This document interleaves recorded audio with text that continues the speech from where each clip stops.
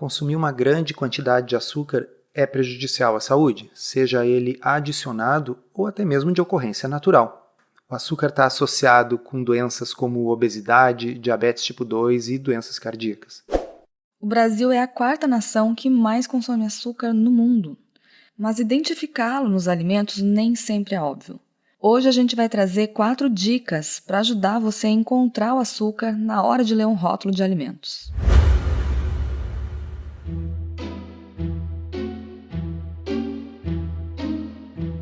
Comida sem filtro. Saúde, low carb, estilo de vida, evidências científicas e, claro, nossas opiniões. Toda semana um episódio novo e gratuito para você. Comigo, Dr. Souto. E comigo, Sari Fontana. Para ser avisado a cada novo episódio e receber as referências bibliográficas no seu e-mail, cadastre-se em drsolto.com.br/podcast.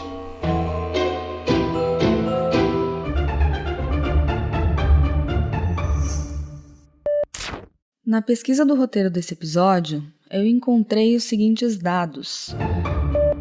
Que o americano médio consome cerca de 15 colheres de chá de açúcar adicionado por dia, o que equivale a cerca de 60 gramas. E no Brasil, esse número chega a 80 gramas diárias. Isso certamente tem origens históricas. Como vocês sabem, o Brasil, durante todo o período colonial, produzia basicamente açúcar. Então o açúcar ele era muito abundante, relativamente barato no Brasil. Isso acabou influenciando também a metrópole, Portugal, né? Até hoje, Portugal tem certamente os doces mais doces da Europa. E uma coisa também que quem já viajou pelo mundo deve ter percebido é que, de uma forma geral, os doces brasileiros são mais doces do que os doces de outros países. Eu acho que isso se reflete até na formulação dos produtos, né, Sari? Com certeza. Se a gente olhar, os doces tradicionais do Brasil são à base de leite condensado açucarado, que é uma coisa que em outros lugares a gente não consegue encontrar. Existe leite condensado, mas na maioria das vezes é sem açúcar. Uma coisa também interessante que eu só descobri a primeira vez que viajei para fora do Brasil é que o Brasil provavelmente é o único país do mundo em que se consome abacate com açúcar, por exemplo. O abacate no resto do mundo é consumido puro ou com sal e especiarias, o famoso guacamole e as suas versões. Então, realmente nós colocamos açúcar em tudo. É cultural. Só que além desse açúcar que vem do açucareiro, que a gente consegue ter mais ou menos uma noção do quanto que está consumindo no dia, existe também aquele açúcar que está escondido em vários alimentos embalados e processados. E muitos deles até são vendidos como saudáveis. Isso significa que muita gente não está colocando açúcar diretamente na comida, mas acaba consumindo muito açúcar sem perceber. E você já deve ter ouvido falar naquele ditado que diz que o diabo mora nos detalhes. Então vamos formular para vocês 4 dicas práticas para ajudar a encontrar o açúcar nos alimentos. A primeira coisa que a gente precisa fazer para buscar se um alimento tem ou não açúcar é ler a lista de ingredientes. Isso em todos os casos, né? A lista de ingredientes é onde o fabricante declara tudo aquilo que foi usado para compor a receita daquele produto. E nessa lista, por vezes, o açúcar não vai estar ali como açúcar. Esses dias ainda a gente olhou um produto em que constava frutose. Frutose é açúcar, né, pessoal? Mas como o nome deste açúcar, frutose, tem fruta, né, frutose, muita gente acaba enganada, primeiro não se dando conta que é açúcar, mas segundo pensando, bom, como é da fruta deve ser saudável. Vamos sempre lembrar que todo açúcar vem sempre de uma planta, é produto da fotossíntese, não importa se veio da cana ou da onde veio, segue sendo açúcar, em todas as suas versões. Vou fazer uma analogiazinha para vocês, que é assim, eu chamar um gato de felino, eu sigo me referindo ao mesmo bicho, tá certo? Então, quando eu falo açúcares, que é um termo genérico, ou eu falo frutose, que é um açúcar específico, bom, segue sendo açúcar. Não importa se o açúcar é cristal, de beterraba, de coco, de confeiteiro, demerara, açúcar invertido, light, magro, marrom, mascavo, moreno, orgânico, refinado. Também vale para agave, caldo de cana, concentrado de frutas, néctar, destrose, extrato de malte, frutose, glicose, maltose, mel, melado, etc. Tudo isso são nomes diferentes para açúcar. E eu gostaria de chamar a atenção especial para o uso do suco de fruta concentrado para fins de adoçamento. Eu estou chamando essa atenção porque eu vejo isso no consultório como uma das maiores causas de confusão. As pessoas compram geleias diet e se você vai olhar lá nos ingredientes, às vezes o segundo ingrediente é suco concentrado de maçã. E essa é uma forma de não declarar o açúcar como ingrediente e poder colocar lá sem adição de açúcar.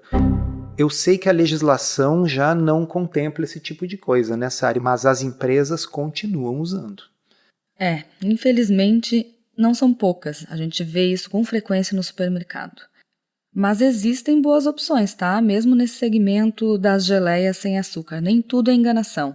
Eu recentemente fiz uma análise lá nas Descobertas, que é a minha newsletter, que eu envio toda semana avaliando um rótulo de produto.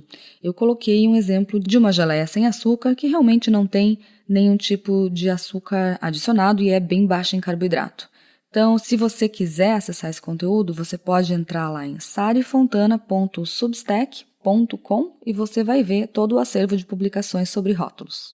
A segunda dica é que nem sempre o açúcar vai ser utilizado em pó nos produtos. Ele pode vir na forma de xaropes.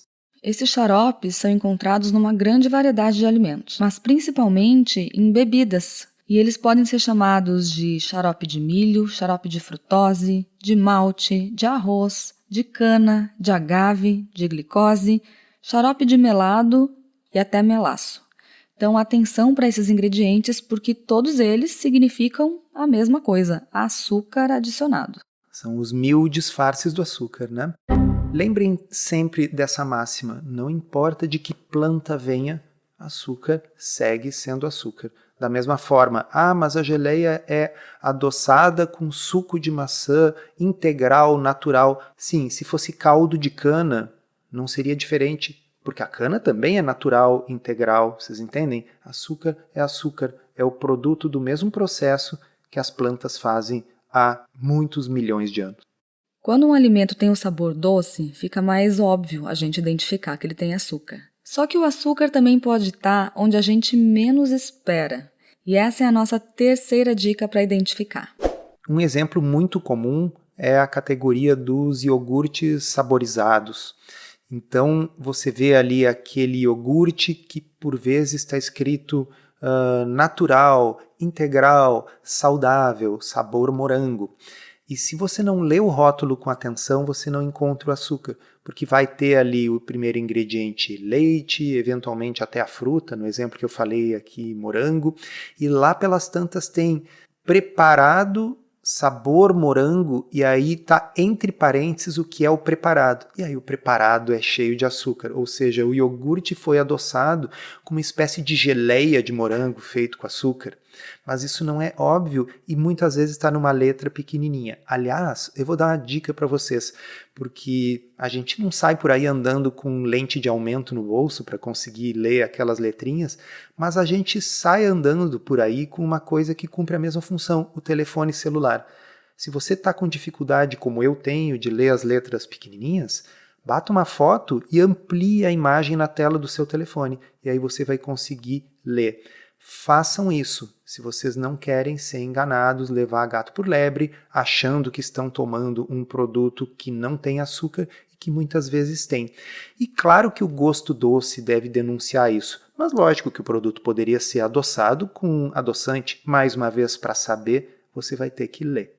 Mas ainda falando desse exemplo de iogurte, pode acontecer, e eu já vi, de você pegar um iogurte natural, que a princípio não tem sabor de nenhuma fruta, e dentro da lista de ingredientes você encontra algum xarope para deixar aquele sabor um pouco menos ácido, para dar uma equilibrada e para deixar mais adequado ao que o consumidor espera. Então, mesmo esses iogurtes naturais podem sim ter não apenas açúcar, como também algum amido.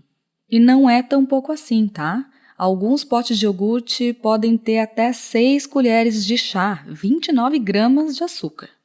Outra coisa que tem uma cara de saudável, mas que tem um monte de açúcar, são aquelas barras de cereal integral, que na verdade são barras de açúcar, como se fosse uma guloseima, uma sobremesa. Algumas delas têm até 16 gramas de açúcar. Na verdade, elas costumam ser um monte de amido, quer dizer, grãos, né? Amido, que são agregados, colados juntos por açúcar. Isso é que são essas barras. E isso foi uma grande sacada da indústria alimentícia para produzir doces, guloseimas, direcionadas para adultos. Porque o público-alvo principal desses doces e guloseimas, infelizmente, são crianças. Mas como você fazer para vender essas coisas que todo mundo sabe que não faz bem para adultos que já estão preocupados aí com peso e tal? Você coloca em embalagens com pessoas magras e atléticas na foto, escreve que é saudável, associa, sei lá, a prática de esporte, por exemplo, e assim você consegue vender açúcar para adultos com uma outra roupagem. Se você quer aprender a fazer low carb de um jeito certo, que funciona e sem loucuras, considere se inscrever no Podcurso. É um curso todo em áudio, em que a gente responde de forma prática as 50 principais dúvidas sobre o assunto. São mais de 25 horas de conteúdo para você ouvir quando quiser, com a gente e convidados especiais. Você pode conhecer os detalhes acessando drsolto.com.br/podcurso. E o último ponto que a gente quer trazer aqui para a atenção é o uso dos açúcares, entre aspas, saudáveis, em vez de açúcar refinado. Nossa, esse é um problema tão grande e a gente encontra isso, inclusive, em estabelecimentos que têm, pelo visto, às vezes a melhor das intenções. Sim.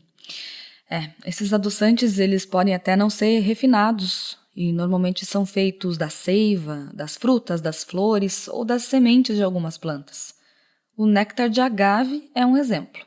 Então, muita atenção quando você olhar um rótulo e tiver escrito lá, bem grande no painel frontal, não contém açúcar refinado, ou então livre de açúcar refinado. Isso não significa que o produto não tem açúcar. Na maioria das vezes, isso só quer dizer que não tem o açúcar branco, mas é um açúcar de outra cor ou de outra fonte. Eu já vi muitas vezes lojas de produtos saudáveis, por exemplo, cafeterias que tem produtos naturais, cafés especiais de alta qualidade e tem doces expostos no balcão que às vezes inclusive estão colocados como sem açúcar. E aí você pergunta, nossa, é adoçado com quê? Esperando que a pessoa vá responder que é adoçado com xilitol, com estévia. Não, adoçado com açúcar, mas é açúcar demerara. As pessoas realmente acreditam que o açúcar demerara nem açúcar é. O açúcar demerara, ele está muito mais próximo do açúcar refinado do que de qualquer outra coisa. E mesmo que fosse um açúcar mascavo, daqueles empedrado, que é próximo do melado, ele ainda é 90 e tantos % açúcar. Vamos cair na real. Isso se aplica também ao mel, açúcar de coco, açúcar de maçã, o agave, que a gente já falou, mas todos eles têm em comum essa associação com coisas naturais e potencialmente saudáveis. E aí, eu acho que o agave entra aqui como um exemplo interessante, tanto para chamar a atenção que esses xaropes, coisas naturais e que não são feitos de cana, também são açúcar, mas o agave tem uma característica especial. Ele tem um impacto glicêmico baixo. Por quê? Porque ele é basicamente frutose. E a frutose eleva muito, sabe o que no sangue? A frutose. Ter frutose elevada no sangue é fator de risco para um monte de coisas. A frutose é o que mais causa gordura no fígado e resistência à insulina. Eu não estou dizendo aqui que as pessoas não devam comer frutas, é que a quantidade de frutose presente numa quantidade normal de frutas é pequena. Mas no agave nós estamos falando num produto refinado, em que a frutose está concentradíssima. E aí, se você for medir a glicose depois de 30 minutos, 1 hora do consumo do agave, ela não vai subir muito, porque você não tem um aparelho para medir a frutose no sangue.